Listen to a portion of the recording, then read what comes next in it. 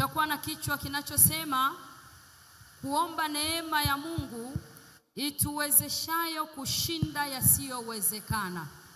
Neno letu linasema kwa kuwa hakuna neno lisilowezekana kwa Mungu. Kwa kuwa hakuna neno lisilowezekana kwa Mungu. Jambo la kwanza nataka tuone neema. Tunapoambiwa kuomba neema ya Mungu ituwezeshayo kushinda, wanataka tuione kwanza neema. Tunapoambiwa tunaiomba neema, neema inafanya nini kwetu? Neema ni kitu gani kwetu? Kwa hiyo nataka uone neema ya Mungu, au neema ni upendeleo.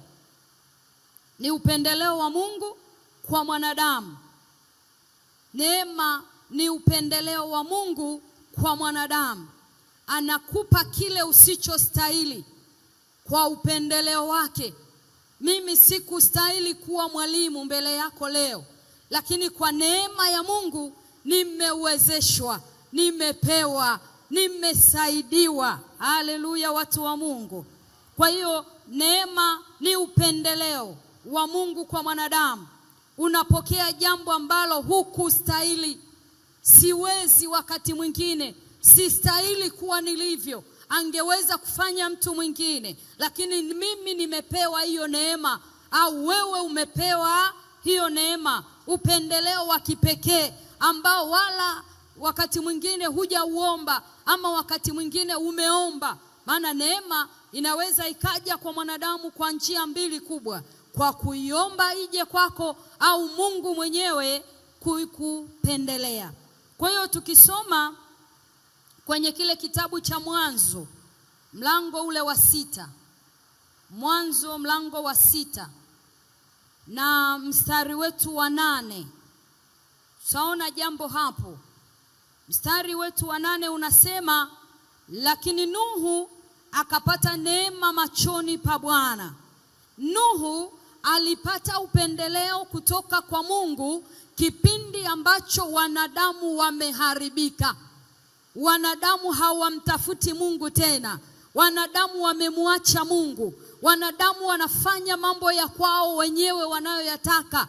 Au tunaweza kusema Nuhu alipata upendeleo kwa Mungu wakati ambao dhambi imetawala kwa mwanadamu.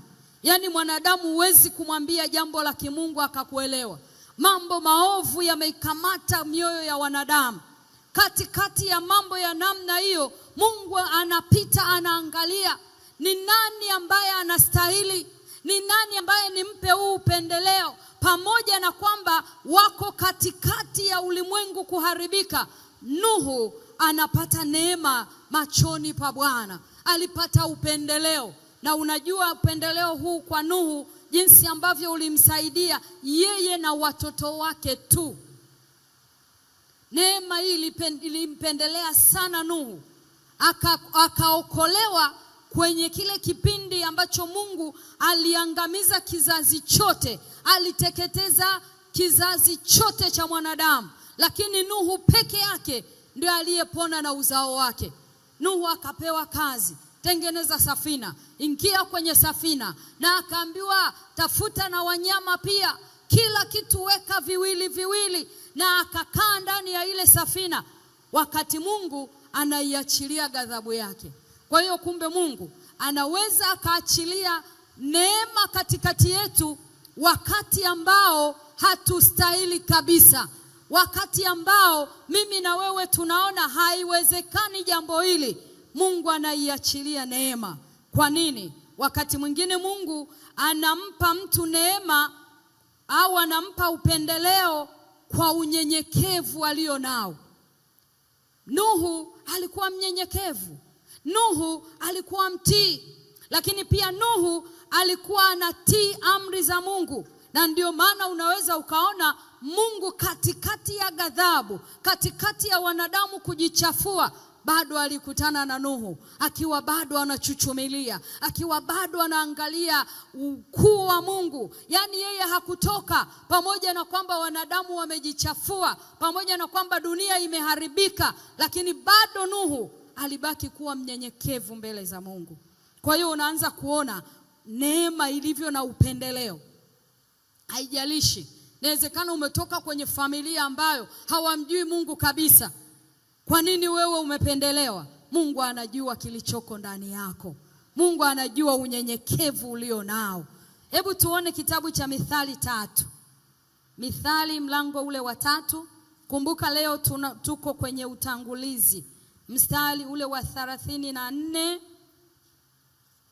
Inasema hakika yake huwadharau wenye dharau, bali huwapa wanyenyekevu neema. Mungu anawapa wanyenyekevu neema. Kumbe kuna saa Mungu haachilii tu neema ovyo ovyo, anaangalia walio wanyenyekevu, wanaotii sheria zake, wanaotii amri zake, wanaotembea katika kusudi lake.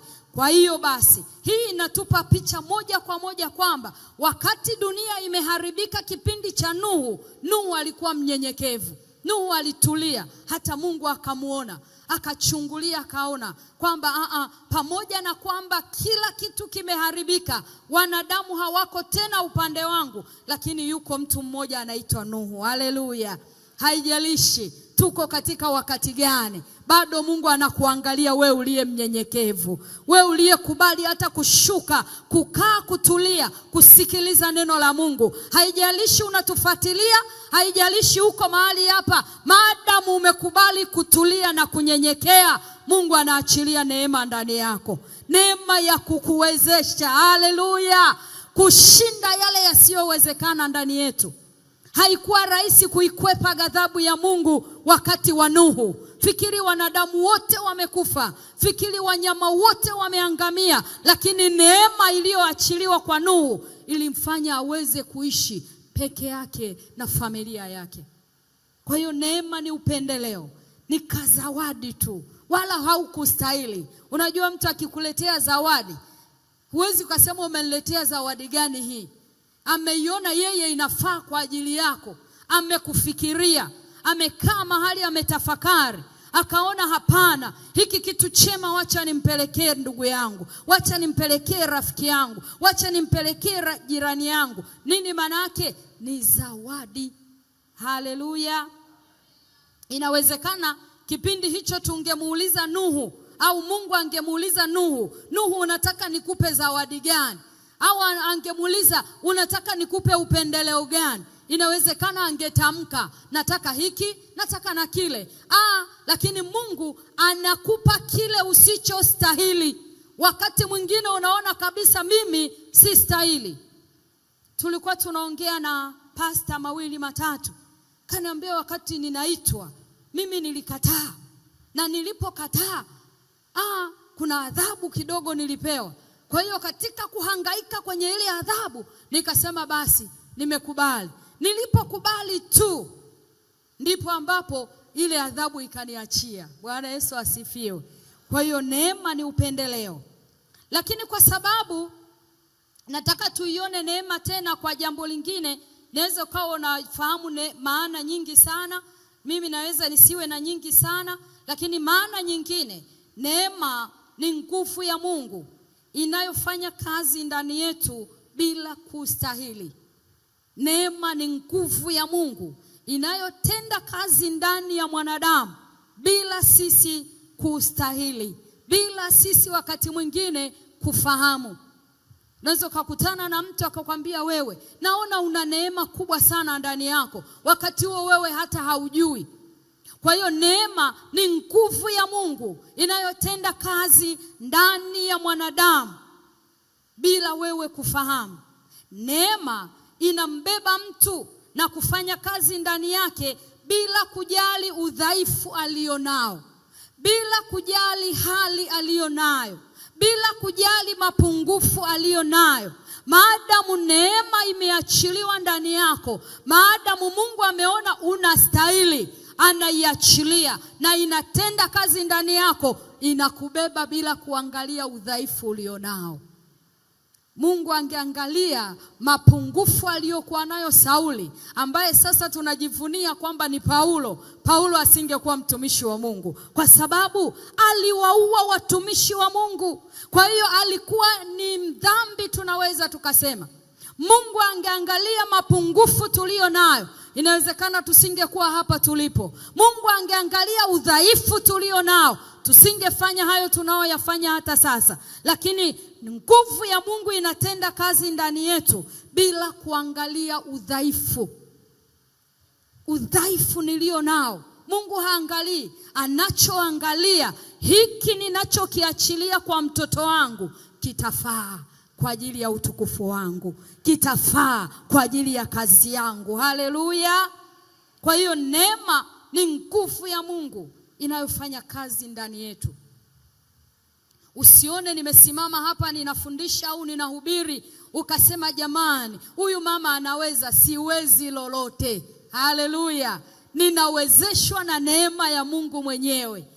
Hicho unachokifanya, usije ukanyanyua mabega ukasema mimi ninaweza, mimi ni mjanja. Kazi unayoifanya, usije ukasema kazi hii mimi ninaiweza, wala hapana mwingine anayeweza. Ni neema iliyoko ndani yako inakuwezesha kufanya hicho unachokifanya. Kwa hiyo neema ni nguvu ya Mungu inayotenda kazi ndani yetu bila sisi kujua. Nguvu ya Mungu inatuwezesha. Wakati mwingine unaweza ukaletewa mtu anaumwa, halafu unamuombea anapona. Akishapona unasema mimi nilimuombea.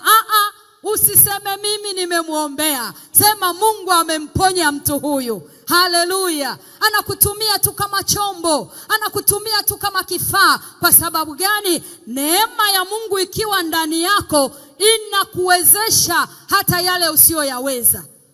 Kwa hiyo ni nguvu. Hebu tuone hapa mistari michache kidogo. Tuanze na ile Wakorintho wa kwanza. Wakorintho wa kwanza mlango wa 15 na ule mstari wa 10. Biblia inasema, lakini kwa neema ya Mungu nimekuwa hivi nilivyo, na neema yake iliyo kwangu ilikuwa si bure, bali nalizidi sana kufanya kazi kupita wao wote, wala si mimi, bali ni neema ya Mungu pamoja nami. Lakini kwa neema ya Mungu nimekuwa hivi nilivyo. Hebu nisaidie kusema, kwa neema ya Mungu nimekuwa hivi nilivyo. Yani hivyo ulivyo ni neema ya Mungu. Hata wokovu ulionao ni neema ya Mungu. Kwa nini? Biblia inasema tunaokolewa kwa neema, sio kwa akili zetu, sio kwa ujanja wetu, sio kwa nguvu zetu, bali ni kwa neema tu.